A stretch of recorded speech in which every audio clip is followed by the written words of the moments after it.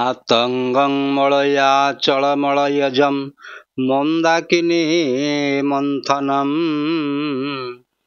मालास्तु मधुसूदन मधुसखी मुक्ताफलं मौक्तिकं मंदारं मकरध्वजं मधुकरं माणिक्यं मालावहं मार्तण्डं मृगलाञ्छन मुनिगुणा कुर्वंस्तुते मंगलम।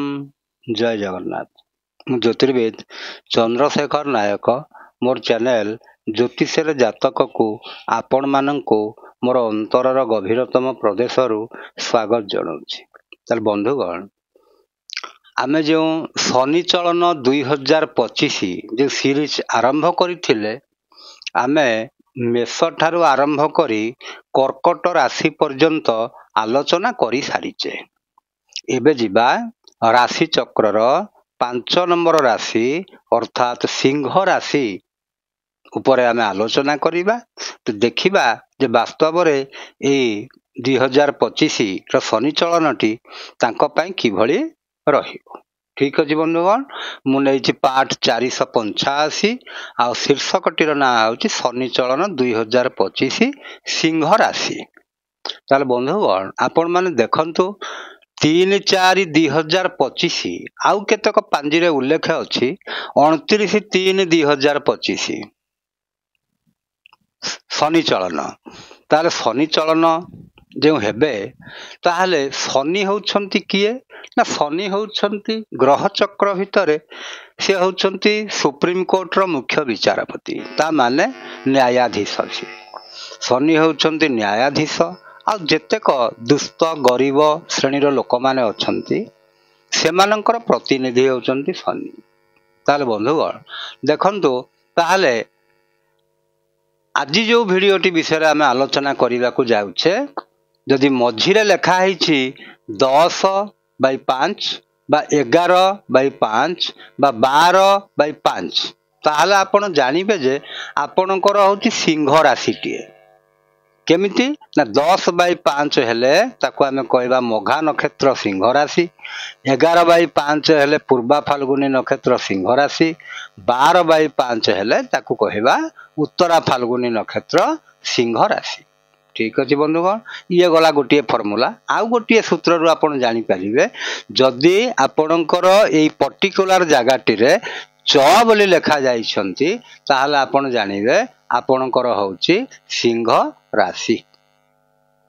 ताल सिंह राशि हेले ताल शनि चलन कोउठी की हेले ना वर्तमान शनि अछंती कुंभ राशि रे, ये चलन हे जिवे कोउठी की ना मीन राशि को। 3/4/2025 रे शनि कुंभ राशि परित्याग करी से मीन राशि रे पदार्पण करिवे। ताले मीन राशि हेले सिंह राशि ऊपर तार कौन प्रभावटी पड़िबो देखिबा।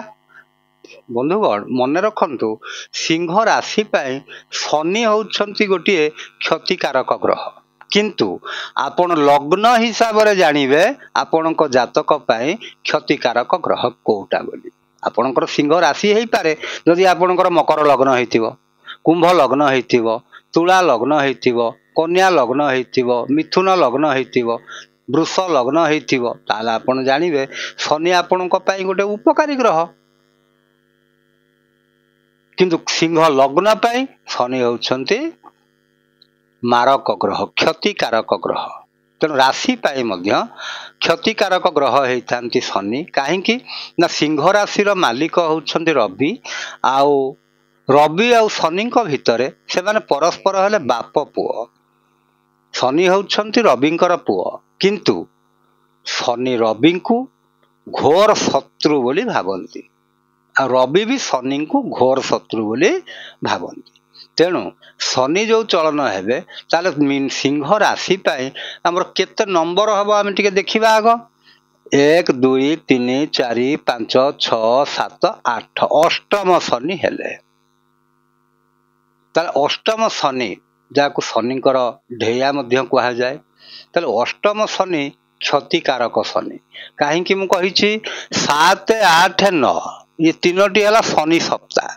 ता माने अष्टम शनि रो अर्थ होउछि ଶନି ସପ୍ତାହର 2.5 ବର୍ଷ ପାରି ହେଇକିରି ଆଉ ତା ମାନେ 5 ବର୍ଷ ଅଛି ପାରି ହେବା ଲାଗି। ତାହେଲେ ଆମେ କ'ଣ କରିବା? ଅଷ୍ଟମ ଶନି ଯେଉଁ ଫଳ ଦେବେ କ'ଣ? ଏକରେ ଶନି ରାଶିର ଅଷ୍ଟମ ଘରେ ରହିଲେ। ବନ୍ଧୁଗଣ ଦେଖନ୍ତୁ, ଯଦି ଅଷ୍ଟମ ଘରେ ଶନି କିମ୍ବା ରାହୁ କିମ୍ବା କେତୁ ଯଦି ଯେକୌଣସି ଗ୍ରହ ଯଦି ଗୋଟିଏ ରହିଯାଇଥାନ୍ତି, ତାହେଲେ ଆମର ଜାତକରେ ଦୀର୍ଘାୟୁ ଯୋଗଟିଏ ସୃଷ୍ଟି ହୁଏ। ତେଣୁ ଶନି ଅଷ୍ଟମସ୍ଥ ଶନି, ସେ ରୋଗ ସୃଷ୍ଟି କରିବେ, ସେ ବିଭିନ୍ନ ପ୍ରକାର ହଇରାଣ ହରକତ କରାଇବେ। କାହିଁକି ନା 8 ନମ୍ବର ଘରଟିରେ ଆମେ କ'ଣ ଦେଖୁଛେ? ନା 8 ନମ୍ବର ଘରଟିରେ ଆମେ ଦେଖିଛେ ପରମାୟୁ, ଦୁର୍ଘଟଣା, ମୃତ୍ୟୁ, ଝଗଡ଼ାଝାଟି, ଯେତେ ପ୍ରକାର ଅଶୁଭ ଜିନିଷ। ଆଉ ଶୁଭ ଜିନିଷ ହିସାବରେ ଆମେ ଦେଖିପାରିବା ଗଭୀର ଜ୍ଞାନ, ଆଧ୍ୟାତ୍ମିକ ଚେତନା, ସେ ଘରୁ ମଧ୍ୟ ଆମେ ଦେଖିପାରିବା। ତେଣୁ ଏତିକି ମନେ ରଖନ୍ତୁ ବନ୍ଧୁଗଣ, ଯେଉଁମାନଙ୍କର ସିଂହ ରାଶି ବ୍ୟକ୍ତିବିଶେଷ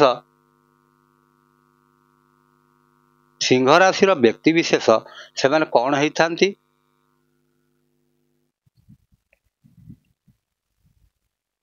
ଯେଉଁ ବ୍ୟକ୍ତିମାନେ ସିଂହ ରାଶିର ମୁଖ୍ୟତଃ ଟିକେ ସ୍ୱାସ୍ଥ୍ୟ ପ୍ରତି ଯତ୍ନବାନ ହେବେ। କାହିଁକି? ଅଷ୍ଟମସ୍ଥ ଶନି, ଯେହେତୁ ଅଷ୍ଟମ ଘରଟି ଆମର କ'ଣ ନା କ୍ରୋନିକ୍ ଡିଜିଜ୍ର ଘର, ସେଠି ଝଗଡ଼ାଝାଟି, ତେଣୁ ଏଇ ପ୍ରକାର ଜିନିଷ ଠାରୁ ସେମାନେ ଦୂରେଇ ରହିବେ। ତା ଅର୍ଥ କୌଣସି ଝଗଡ଼ାଝାଟି ଆଡ଼କୁ ଯିବେ ନାହିଁ। ଗଲେ ସେଇଟା କୋର୍ଟ କଚେରୀକି ଗଲେ ଆପଣ ବହୁତ ହଇରାଣ ହରକତଟିଏ ହେଇଯିବେ। ତାହେଲେ ବନ୍ଧୁଗଣ ଦେଖନ୍ତୁ, ଆମେ ଶନିଙ୍କର ସ୍ଥିତି ହିସାବରେ, ରାଶି ହିସାବରେ ଦେଖିବା, ଲଗ୍ନ ହିସାବରେ ନୁହଁ। ଆଚ୍ଛା, ଆପଣମାନେ ଜାଣିଛନ୍ତି ଯେ ଶନିଙ୍କର 3ଟି ଦୃଷ୍ଟି ଅଛି। କୋଉ କୋଉ ଦୃଷ୍ଟି? ନା 3 ନମ୍ବର ଦୃଷ୍ଟି, 7 ନମ୍ବର ଦୃଷ୍ଟି ଆଉ 10 ନମ୍ବର ଦୃଷ୍ଟି। ତାହେଲେ 3 ନମ୍ବର ଦୃଷ୍ଟିରେ ଶନି କାହାକୁ ଦେଖୁଛନ୍ତି? 1, 2, 3, 3 ନମ୍ବର ଘରଟିକି ଦେଖିଲେ। ତାହେଲେ ଏଇଟା କେତେ ନମ୍ବର ଘର ବନ୍ଧୁଗଣ? ସିଂହ ରାଶି ଠାରୁ 1, 2, 3, 4, 5, 6, 7, 8, 9, 10। ତାହେଲେ 10 ନମ୍ବର ଘରଟିକୁ ଶନି ଦେଖିଲେ। ତାହେଲେ 10 ନମ୍ବର ଘରଟି ଆପଣଙ୍କର କ'ଣ? ନା ଆପଣଙ୍କର ବୃତ୍ତିର ଘର। ତେଣୁ ବୃତ୍ତି କ୍ଷେତ୍ରରେ ଆପଣଙ୍କର ବିଶୃଙ୍ଖଳା ସୃଷ୍ଟି ହେଇପାରେ। ମୁଖ୍ୟତଃ ଆପଣଙ୍କର ଯେଉଁମାନେ ହାୟର ଅଥରିଟି ଅଛନ୍ତି, ହାୟର ଅଥରିଟିଙ୍କ ସାଙ୍ଗରେ ଆପଣ କେବେ ହେଲେ ତାଙ୍କୁ କାଉଣ୍ଟର କରିବେ ନାହିଁ, କି କୌଣସି ପ୍ରକାର ଝଗଡ଼ାଝାଟି ଭଲ ମନ୍ଦ ସିଆଡ଼କୁ ଯିବେ ନାହିଁ। ଗଲେ ଆପଣଙ୍କୁ ବହୁତ ମହଙ୍ଗା ପଡ଼ିଯିବ। ତେଣୁ ଆଉ ଅନ୍ୟ ଷ୍ଟାଫ୍ ମାନଙ୍କ ସହିତ ମଧ୍ୟ ଆପଣ ଠିକ୍ ହିସାବରେ ରହିବେ, ଯେଉଁଟାକି କେବେ ହେଲେ କଥାଟି ଯେମିତି ବିବାଦ ଆଡ଼କୁ ନଯାଏ। ଆଚ୍ଛା, ତାପରେ ବନ୍ଧୁଗଣ ଦେଖନ୍ତୁ, ଶନି ସପ୍ତମ ଦୃଷ୍ଟିରେ ଦେଖିଲେ ଏଇ ଘରଟିକି 1, 2, 3, 4, 5, 6, 7। ତେଣୁ ସିଂହ ରାଶି ହିସାବରେ ଇଏ ହେଲା 2 ନମ୍ବର ଘର, ଅର୍ଥାତ୍ ଆପଣଙ୍କର କୁଟୁମ୍ବର ଘର, ଧନ ସଞ୍ଚୟର ଘର, ଆପଣଙ୍କ ବାଣୀର ଘର। ତେଣୁ ଏଇ ଘରଟିକି ଯେହେତୁ ଶନି ଦୃଷ୍ଟି ଦେଉଛନ୍ତି, ତା ମାନେଟି ହେଉଛି ସେଇ ଘରଟିକୁ ମଧ୍ୟ ପ୍ରଭାବିତ କରିବେ। ଯଦି ଆପଣଙ୍କ ରାଶି ପାଇଁ ଶନି ଉପକାରୀ ଗ୍ରହ ହେଇନଥାନ୍ତି, ତାହେଲେ କ'ଣ ହେବ? ଆପଣଙ୍କର କୁଟୁମ୍ବ ଭିତରେ ମତାନ୍ତର ସୃଷ୍ଟି ହେଇପାରେ। ଆପଣ ଯେତିକି ଧନ ସଞ୍ଚୟ କରିବା ପାଇଁ ଚାହୁଁଛନ୍ତି, ଧନ ସଞ୍ଚୟ କ'ଣ କରିବେ? ଆପଣଙ୍କର ଧନ ତାଠାରୁ ବେଶୀ ଖର୍ଚ୍ଚ ହେଇଯିବ, ରୋଜଗାର ଠାରୁ ବେଶୀ ଖର୍ଚ୍ଚ ହେଇଯିବ ଧନ।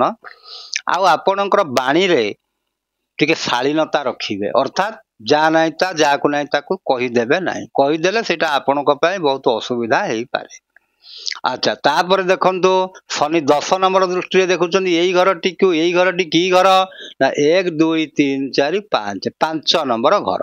5 ନମ୍ବର ଘରର ଅର୍ଥ କ'ଣ? ଆପଣଙ୍କର ସିଏ ହେଲା ସନ୍ତାନର ଘର। ତାପରେ ଦ୍ୱିତୀୟ କଥା ହେଉଛି ଉଚ୍ଚ ଶିକ୍ଷାର ଘର, ତାପରେ ଲଭ୍ ରୋମାନ୍ସର ଘର।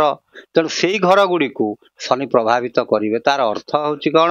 ଆପଣ ଯଦି ଉଚ୍ଚଶିକ୍ଷା, ଯେଉଁ ଶିକ୍ଷାର୍ଥୀ ମାନେ ଅଛନ୍ତି ଉଚ୍ଚଶିକ୍ଷା ଲାଭ କରିବା ପାଇଁ ଚାହୁଁଛନ୍ତି, ସେମାନେ ତାଙ୍କ ପାଇଁ ଶନି ଯେହେତୁ ଖରାପ ସ୍ଥିତିରେ ଅଛନ୍ତି, ଶନି ଦେଖୁଛନ୍ତି ଉଚ୍ଚଶିକ୍ଷା ଘରଟିକୁ, ସେଥିପାଇଁ ଉଚ୍ଚଶିକ୍ଷା ପ୍ରତି ସେମାନେ କ'ଣ କରିବେ?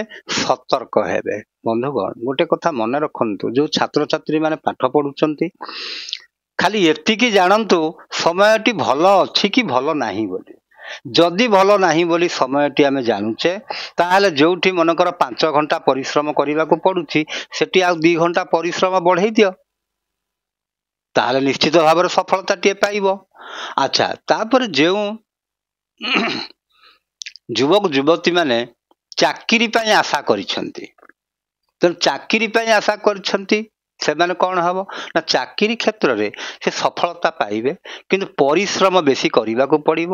ଆଉ ମୁଖ୍ୟ କଥା ହେଉଛି ଚାକିରି କ୍ଷେତ୍ରରେ କୌଣସି ଜାଗାରେ ପଇସା ଇନଭେଷ୍ଟ ସହଜରେ କରିବେ ନାହିଁ। ଯଦି କାହାକୁ ପଇସା ପତ୍ର ଦେଇଦେଲେ ଆପଣଙ୍କ ଚାକିରି ତ ଏକରେ ହେବ ନାହିଁ, ଦୁଇରେ ପଇସାଟି ବି ନ ମିଳିବାର ସମ୍ଭାବନା ବହୁତ ଅଛି।